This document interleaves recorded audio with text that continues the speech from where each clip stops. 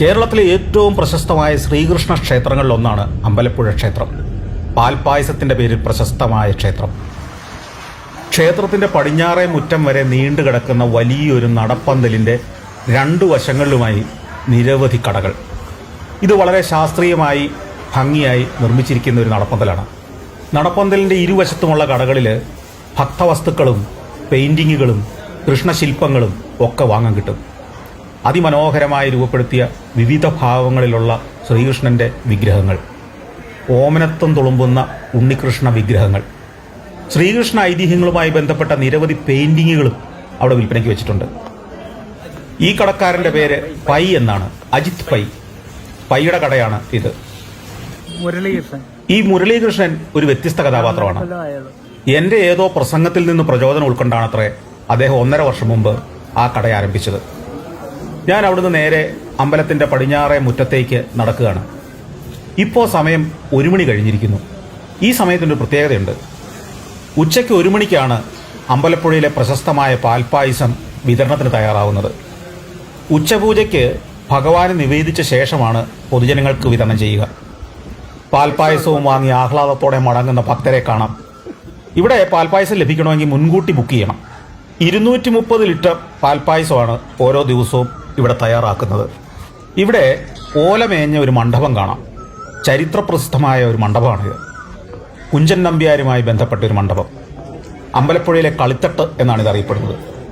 പണ്ട് ചാക്യാർ കൂത്ത് നടന്നിരുന്ന ഇവിടെയാണ്. ഈ കളിത്തട്ടിൽ വെച്ച് ചാക്യാർക്ക് മിഴാവ് കൊട്ടിക്കൊണ്ടിരുന്നയാളാണ് കുഞ്ചൻ നമ്പ്യാർ.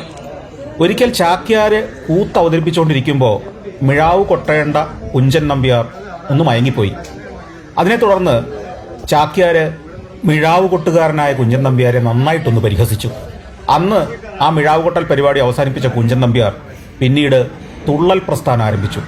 ഓട്ടം തുള്ളൽ എന്ന കലാരൂപം ആരംഭിച്ചത് അങ്ങനെയാണെന്നാണ് ചരിത്രം. കുഞ്ചൻ നമ്പ്യാരുടെ പ്രശസ്തമായ മിഴാവാണ് ഈ വേലിക്കുള്ളിലിരിക്കുന്നത്. പാലക്കാട് ജില്ലയിലെ കിള്ളിക്കുറിശിമംഗലത്തെ കലക്കത്ത് തറവാട്ടിലാണ് കുഞ്ചൻ നമ്പ്യാർ ജനിച്ചത്. പക്ഷെ പിന്നീട് ബാല്യകാലത്തെ വിദ്യാഭ്യാസത്തിന് ശേഷം ചെമ്പകശ്ശേരി രാജാവിന്റെ ആശ്രിതനായി ഈ പ്രദേശത്ത് താമസം ആരംഭിച്ചു. അമ്പലപ്പുഴ താമസിക്കുന്ന കാലത്താണ് അദ്ദേഹം തുള്ളൽ കൃതികളിലേറെയും രചിച്ചതെന്നാണ് വിശ്വസിക്കപ്പെടുന്നത്. പേവിഷബാധയേറ്റായിരുന്നു നമ്പ്യാരുടെ അന്ത്യം. ചരിത്രം ഓർത്ത് നടന്ന് ഞാൻ ക്ഷേത്രത്തിന്റെ പടിഞ്ഞാറേ ചുറ്റമ്പലത്തിന്റെ അടുത്തേക്കെത്തി. ഇവിടെ ഒരു മതിൽക്കെട്ട് കാണാം. ഇതിനുള്ളിലാണ് പ്രസിദ്ധമായ മണിക്കിണർ. അമ്പലപ്പുഴ പാൽപ്പായസം ഉണ്ടാക്കാൻ ആവശ്യമായ ജലമെടുക്കുന്നത് ഈ കിണറ്റിൽ നിന്നാണ്. ഇവിടുത്തെ പൂജാരിമാർക്ക് മാത്രമേ ഈ വാതിൽ കടന്ന് ഉള്ളിലേക്ക് പ്രവേശിക്കാൻ അനുവാദമുള്ളൂ. ക്ഷേത്രത്തിലെ പൂജാതി കർമ്മങ്ങൾക്കെല്ലാമുള്ള ജലം ഈ കിണറ്റിൽ നിന്നാണ്. ഒരു ഐതിഹ്യ കഥയുണ്ട്. ഒരിക്കൽ ചെമ്പകശ്ശേരി രാജാവിന്റെ മുന്നിൽ ഭഗവാൻ കൃഷ്ണൻ ഒരു സന്യാസി രൂപത്തിൽ പ്രത്യക്ഷപ്പെട്ടെന്നും ചെമ്പകശ്ശേരി രാജാവുമൊത്ത് ചതുരംഗം കളിക്കാനിരുന്നുവെന്നുമാണ് ആ കഥ. ഈ കളിയിൽ പരാജയപ്പെട്ടാൽ രാജാവ് ചതുരംഗക്കളത്തിലെ 64 കള്ളികളിലും നെല്ല് അദ്ദേഹത്തിന് പ്രതിഫലമായി നൽകണമെന്നുമായിരുന്നു വ്യവസ്ഥ. അത് 1ാമത്തെ കള്ളിയിൽ 1 ആണെങ്കിൽ 2ാമത്തെ കള്ളിയിൽ 2, അങ്ങനെ ഓരോ കള്ളി കഴിയുമ്പോഴും ഇരട്ടിക്കുന്ന വിധമായിരിക്കണം സമ്മാനം നൽകേണ്ടത്. അങ്ങനെ 64 കള്ളികളും നിറയ്ക്കണം. രാജാവ് നിസ്സാര കാര്യമെന്ന മട്ടിൽ അത് സമ്മതിച്ചു. പക്ഷേ കളിയിൽ തോറ്റ രാജാവിന് ആ വ്യവസ്ഥ നിറവേറ്റാൻ കഴിഞ്ഞില്ല. കാരണം അത്ര ഭീമമായിരുന്നു നിറയ്ക്കേണ്ടിയിരുന്ന നെല്ലിന്റെ അളവ്. ഈ കെട്ടിടത്തിന്റെ ഉള്ളിലാണ് പാൽപ്പായസം നിർമ്മിക്കുന്ന അടുക്കള. അവിടെ എല്ലാ ദിവസവും 1 മണിക്ക് മുമ്പ് പാൽപ്പായസം തയ്യാറായിരിക്കും. ഇവിടെ ഉണ്ടാക്കുന്ന പാൽപ്പായസം 1 ലിറ്ററിന് 160 രൂപ നിരക്കിലാണ് ഇവിടെ വിൽക്കുന്നത്. നമ്മൾ നടന്ന് ക്ഷേത്രത്തിന്റെ പടിഞ്ഞാറേ മുറ്റത്തേക്ക് എത്തിയിരിക്കുകയാണ്. ഞാൻ ആ ചതുരംഗക്കളിയുടെ കഥയോർത്ത് മുന്നോട്ട് നടക്കുകയാണ്. പരാജയപ്പെട്ട രാജാവിന്റെ മുമ്പിൽ യഥാർത്ഥ രൂപത്തിൽ ഭഗവാൻ പ്രത്യക്ഷനായി. എന്നിട്ട് അദ്ദേഹത്തോട് പറഞ്ഞു, വിഷമിക്കണ്ട, ഇതിന് പരിഹാരമായി ഈ ക്ഷേത്രത്തിൽ എൻ്റെ കടം വീട്ടി തീരുവോളം ഭക്തർക്ക് സൗജന്യമായി പാൽപ്പായസം നൽകണം. രാജാവ് ആ നിർദ്ദേശം അനുസരിച്ചു. ആ കടം വീട്ടലിന്റെ ഭാഗമായാണ് ഇന്നും ഈ ക്ഷേത്രത്തിൽ ഭക്തർക്ക് പാൽപ്പായസം വിതരണം ചെയ്യുന്നതത്രേ. ചെമ്പകശ്ശേരി ഭരിച്ചിരുന്ന പൂരാടം തിരുനാൾ ദേവനാരായണൻ രാജാവ് 15ാം നൂറ്റാണ്ടിൽ നിർമ്മിച്ചതാണ് ക്ഷേത്രം എന്നാണ് വിശ്വാസം. തിരുവിതാംകൂറിലെ ഏറ്റവും പ്രധാനപ്പെട്ട 7 ക്ഷേത്രങ്ങളിലൊന്നാണ് അമ്പലപ്പുഴ ക്ഷേത്രം. മഹാവിഷ്ണുവിന്റെ പാർത്ഥസാരഥി ഭാവത്തിലാണ് ഈ ക്ഷേത്രത്തിലെ പ്രതിഷ്ഠ. ക്ഷേത്രക്കുളത്തിലേക്കുള്ള പടവിന്റെ സമീപം തന്നെ തുലാഭാരത്തിനുള്ള ത്രാസ് സ്ഥാപിച്ചിട്ടുണ്ട്. തുലാഭാരം ഇവിടുത്തെ ഒരു പ്രധാന വഴിപാടാണ്. ക്ഷേത്രത്തിന്റെ കിഴക്കേ നടയിൽ തന്നെയാണ് ക്ഷേത്രക്കുളം. അതിവിസ്തൃതമായ മനോഹരമായ ഒരു കുളം. ക്ഷേത്രമുറ്റത്ത് നിന്ന് കുളത്തിലേക്ക് പടവുകളുണ്ട്. 15-ാം നൂറ്റാണ്ടിൽ തന്നെയാണ് ഈ ക്ഷേത്രത്തിലെ ഉത്സവവും ആരംഭിക്കുന്നത്. ചെമ്പകശ്ശേരി രാജാക്കന്മാർ നാട് ഭരിച്ചിരുന്ന കാലമാണ്. തീവ്ര ഭക്തരായിരുന്നു ആ രാജവംശം. ഈ ക്ഷേത്രത്തിലേക്ക് കരിങ്കുളം ക്ഷേത്രത്തിൽ നിന്ന് ഒരു കൃഷ്ണ വിഗ്രഹം കൊണ്ടുവരാൻ അവർ തീരുമാനിച്ചു. വിഗ്രഹം കൊണ്ടുവന്ന ആ സംഭവത്തിന്റെ സ്മരണാർത്ഥമാണ് ഇവിടുത്തെ ഉത്സവം ആരംഭിച്ചതെന്നാണ് വിശ്വാസം. ചമ്പക്കുളം മൂലം വള്ളംകളിയും ഇതേ കാരണത്താൽ നടത്തപ്പെടുന്ന ജലോത്സവമാണ്. എല്ലാ വർഷവും മിഥുനമാസത്തിലെ മൂലം നാളിലാണ് ഉത്സവം. ഇവിടെ ഗുരുവായൂർ നട എന്നൊരു ബോർഡ് കാണാം. ആ ബോർഡിനടിയിലൂടെ ക്ഷേത്രക്കെട്ടുകൾക്കുള്ളിലൂടെ നടന്നെത്തുന്നത് മറ്റൊരു ശ്രീകോവിലിന്റെ മുന്നിലേക്കാണ്.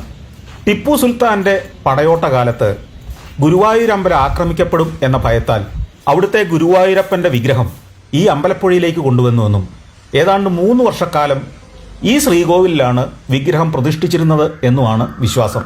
പിന്നീട് AD 1800 വിഗ്രഹം തിരികെ ഗുരുവായൂരിലേക്ക് കൊണ്ടുപോയെന്നും എന്നാൽ ഉച്ചപൂജ സമയത്ത് എല്ലാ ദിവസവും പാൽപ്പായസം നുകരാൻ ഗുരുവായൂരപ്പൻ ഈ ക്ഷേത്രത്തിലെത്തുമെന്നാണ് വിശ്വസിക്കപ്പെടുന്നത്. ആ കഥയാണ് ഇതിൽ. ക്ഷേത്ര ജീവനക്കാരിൽ ചിലരാണ് ഈ നിരന്നു നിൽക്കുന്നത്. ഞാനിവിടെ എത്തിയതറിഞ്ഞ് കാണാൻ വന്നതാണ്. തിരുവിതാംകൂർ ദേവസ്വം ബോർഡിന്റെ കീഴിലുള്ള സുപ്രധാന ക്ഷേത്രങ്ങളിലൊന്നാണിത്. ക്ഷേത്രത്തോടനുബന്ധിച്ചുള്ള നാടകശാല ഊട്ടുപുരയിലേക്കാണ് ഞാനിപ്പോൾ എത്തിയിരിക്കുന്നത്. പുരാതനമായൊരു നിർമ്മിതി, തടി കൊണ്ട് നിർമ്മിച്ച വലിയൊരു ഓഡിറ്റോറിയം. പ്രശസ്തമായ നാടകശാല സദ്യ നടക്കുന്നത് ഈ ഹാളിനുള്ളിലാണ്. സദ്യയ്ക്ക് ശേഷം ചോറും കറികളും വാരി എറിയുന്ന ഒരു ആചാരവും ഇവിടെയുണ്ട്. അതിമനോഹരമായ ദാരുശില്പവേലകൾ കൊണ്ട് അലങ്കരിച്ച മേൽക്കൂരയും മച്ചും ഒക്കെയുള്ള നാടകശാല. വില്ലുമംഗലം സ്വാമിയാരെയും ശ്രീകൃഷ്ണനെയും ചേർത്തുള്ള ഒരു പ്രധാന കഥയുടെ അരങ്ങ് ഈ നാടകശാലയായിരുന്നു എന്നാണ് വിശ്വാസം. ആ ഐതിഹ്യത്തിന്റെ അനുസ്മരണമായാണ് ഇവിടെ നാടകശാല സദ്യ നടക്കുന്നത്.